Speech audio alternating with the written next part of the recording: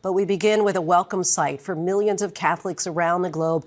Pope Francis out of the hospital and back at the Vatican tonight. The pontiff in a wheelchair seen greeting the faithful from a balcony at his hospital in Rome. This is his first public appearance after 5 weeks in the hospital battling double pneumonia and other respiratory issues. The 88-year-old now faces a long convalescence. Doctors say he'll need 2 months of rest.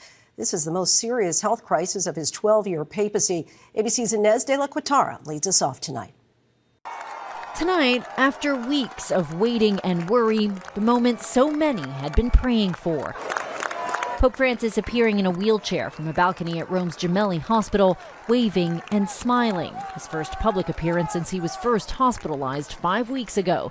The 88-year-old leader to over 1 billion Catholics worldwide, addressing the crowd gathered below, his voice weakened. Sì, a tutti.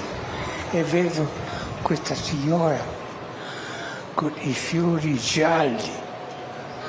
Che brava.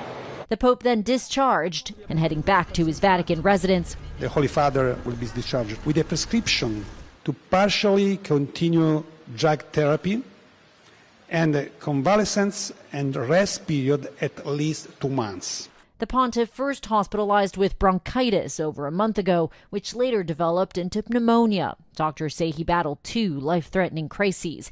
After weeks of antibiotics, steroids, assisted breathing, and oxygen therapy, his condition stabilized. The Holy Father was never intubated, and he always remained alert and oriented. One cardinal in a report saying Francis will now have to find another way of being pope. Less visible and less active, he will not be able to travel and may not be able to attend many meetings.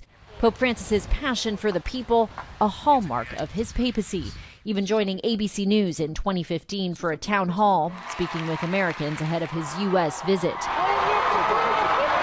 Now, for millions of Catholics worldwide, their prayers finally answered. It was good to see him at least looking a bit better than he was the last time. Lindsay, the Pope is being advised to rest, but after traveling with him myself and seeing how hard he works, it's hard to imagine him slowing down. Easter is right around the corner, but it's still unclear whether Francis will preside at Easter Mass. Lindsay? Yet answered prayers for so many. Inez, thank you. Now to millions on alert for severe weather from a cross-country storm, including a tornado threat in multiple states.